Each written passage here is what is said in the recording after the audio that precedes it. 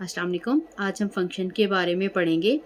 Definition है, let X and Y are two non empty set, यानी X और Y two sets हैं, कोई से भी नॉन एम्प्टी हैं, दोनों में से कोई भी सेट जो है वो एम्प्टी सेट नहीं होना चाहिए, यानी इनमें कोई ना कोई एलिमेंट जो है वो ज़रूर होने चाहिए, अदरवाइज़ जो है ये फंक्शन नहीं बन सकता।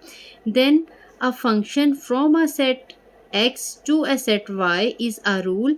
फिर जो फंक्शन है वो एक सेट एक्स से सेट वाई में एक ऐसा रूल है, ये एक ऐसा तरीका है that assign to each element X in X. ठीक है, ये जो स्मॉल एक्स है ये एलिमेंट को शो कर रहा है, यानी जो एक्स सेट के एलिमेंट्स को जोड़ता है, अटैच करता है।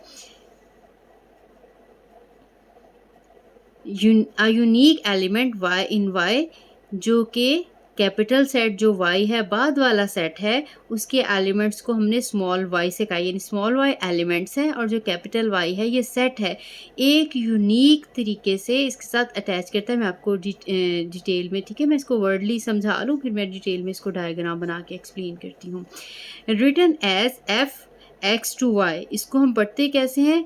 एफ इज़ अ फंक्शन, ठीक है, from set X to set Y. ठीक है, जिस सेट से जो पहला सेट है उसका हम नाम पहले लगाएंगे। आपको पता है कि मोस्टली सेट्स के जो नेम है कैपिटल लेटर्स के साथ लिखे जाते हैं, जो स्मॉल एक्स वाई होंगे वो मोस्टली इनके एलिमेंट्स के लिए यूज़ किया जाता है। ठीक है, तो अब देखें इसकी डेफिनेशन को मैं डायग्राम के साथ एक्सप्लेन करती हूँ। हमारे पास टू सेट्स हैं, एक सेट है एक्स और एक सेट है वाई। सेट एक्स है हमारे पास और एक सेट है वाई। ठीक है, अब इसके एलिमेंट्स भी सपोज कर लेते हैं। इसके एलिमेंट है 1 2 3 4 5 एंड 6।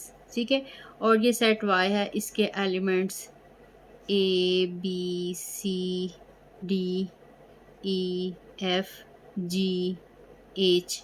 ठीक है, सपोज इसके एलिमेंट जो है ये 1 2 3 4 5 6 हैं, और जो सेट वाई है इसके एलिमेंट जो है वो A B C D E F G और एच है। तो एक ऐसा रूल जो सेट एक्स के एलिमेंट को सेट वाई के एलिमेंट्स के साथ अटैच करेगा यूनिक वे। यूनिक वे का मतलब यह है कि अगर वन इसके सेट ए के साथ अटैच है, इसके एलिमेंट के साथ, तो वन किसी भी और एलिमेंट के साथ अटैच ना हो। ये वन यानी किसी एक यूनिक एलिमेंट के साथ ही अटैच होना चाहिए। इसी तरह से टू है, ये किसी भी एलिमेंट के साथ हो सकता है। ये टू जो है ई के साथ अटैच अगर है तो ये टू इसके अलावा किसी और एलिमेंट के साथ अटैच ना हो। इस तरह से ये जो थ्री है ये सपोज सी के साथ अटैच है, जो फोर है ये एच के साथ अटैच है, ये जो फाइव है ये एफ के साथ अटैच है, और ये जो 6 है ये डी के साथ अटैच है। ठीक है, फंक्शन जो है वो एफ से तब अब ये देखें, अब ये फंक्शन बनेगा कि हर साथ में देखें ईच एलिमेंट, एक तो देखें ये word each element, each element mean x का हर एलिमेंट यूज़र है 1 2 3 4 5 6। ठीक है, ये मैंने आपको एग्जांपल दिए। जितने भी पहले सेट के एलिमेंट हैं वो सारे के सारे यूज़ होने चाहिए।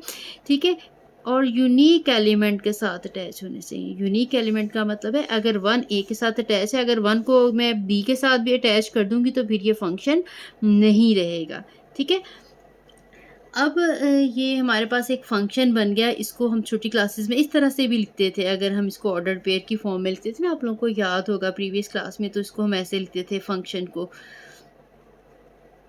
अगर मैंने ऑर्डर पेयर की फॉर्म, वन ए के साथ ऑर्डर पेयर है, टू का जो है वो ई के साथ ऑर्डर पेयर है, थ्री का सी के साथ ऑर्डर पेयर है, और जो फोर है इसका ईच के साथ ऑर्डर्ड पेयर है, और 5 का जो है ये एफ के साथ ऑर्डर्ड पेयर है, और जो 6 है इसका डी के साथ ऑर्डर्ड पेयर है। ठीक है, अब सेट एक्स के लिए तो ज़रूरी है कि इसके सारे एलिमेंट्स यूज़ हों और यूनिक वे में हों, लेकिन सेट बी के लिए ना तो ये ज़रूरी है कि इसके सारे के सारे एलिमेंट यूज़ हों, और ये भी ज़रूरी नहीं है कि हर एलिमेंट एक ही दफ़ा अटैच हो। फ़र्ज़ करें अगर हमारे पास ये जो ए है, ये वन है, ये ए के साथ अटैच नहीं है, वन जो है ये भी सी के साथ अटैच है, तो फिर भी ये सेट होगा। ठीक है, यानी फंक्शन होगा, क्योंकि वन जो है वो एक ही नंबर के साथ अटैच है।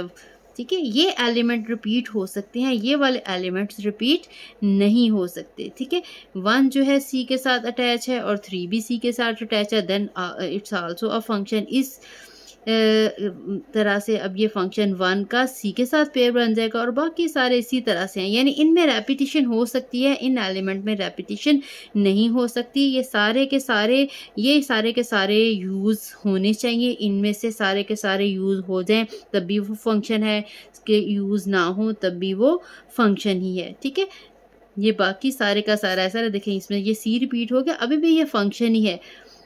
लेकिन अब ये डिपेंड करता है कि ये किस टाइप का रेंज, ये जो अब बाद वाले एलिमेंट्स हैं ये किस तरह से हैं, सारे यूज़ हो रहे हैं या रिपीट हो रहे हैं, जो भी होगा वो डिपेंड करेगा कि ये फंक्शन किस टाइप का, लेकिन ये फंक्शन हर सूरत होगा अगर ये डोमेन की जो कंडीशन है वो पूरी है।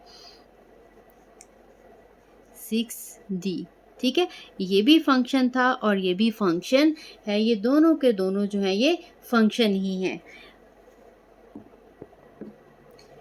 नेक्स्ट हम डोमेन के बारे में पढ़ेंगे। Let f be a function from a set x to a set y, then the set x is called the domain of f। यानी जो भी कोई फंक्शन है x से y सेट में, तो जो पहला सेट है, जैसे अभी हमने इसमें ये पहला सेट जो है वो x लिया था, तो ये जो x सेट है ये इसकी डोमेन है, ये सारे का सारा सेट जो है वो डोमेन में आएगा। यानी अगर हमारे से इसी फंक्शन की डोमेन पूछी जाए तो हम लिखेंगे domain of f is equal to 1 2 3 4 5 and 6। ठीक है, पूरे का पूरा सेट जो x है ऐसे भी लिख सकते हैं, या पूरा का पूरा, क्योंकि सेट जो है वो यूज़ होना है तो हम x लिख लें, या ये पूरे का पूरा सेट आ जाएगा, ये इसकी डोमेन है। नेक्स्ट है codomain. Let f be a function from a set x to a set y, then the set y is called the codomain of f। यानी जो बाद वाला सेट है इसको हम कहते हैं कोडोमेन। हमने फंक्शन लिया x से y में, x सेट को हम कहेंगे डोमेन और y सेट को कहेंगे कोडोमेन। तो ये कोडोमेन जो है ऑफ f, जो फंक्शन हम ऊपर डिस्कस कर रहे हैं, इसको पूरा हम लिख देंगे या just y, a b c d e f g and h। ठीक है, या हम इसको y लिख देंगे। रेंज है let f be a function from a set x to a set y, then the set of corresponding elements y in y is called the range of f।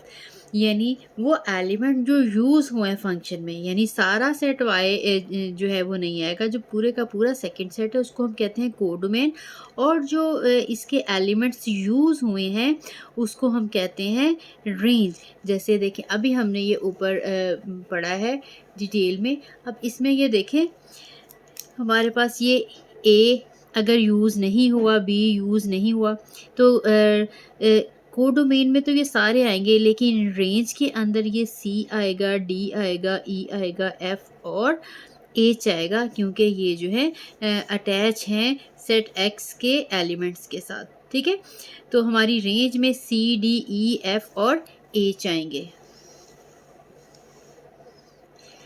हम लिखेंगे range of f C D E F and H। ठीक है, अब देखें, अब आपको मैं फिर एक दफ़ा डायग्राम से एक्सप्लेन कर देती हूँ इनमें डिफरेंस। अब मेरे ये हम लोगों ने ये जो पढ़ा था, ये फंक्शन जो है x सेट से y सेट है, जो स्मॉल x है वो एलिमेंट, जैसे स्मॉल x 1 भी हो सकता है, स्मॉल x 2 भी हो सकता है, स्मॉल x 3, यानी जो स्मॉल x का है वो x के एलिमेंट्स को कहा है, जो स्मॉल y है वो y के एलिमेंट्स को कहा है।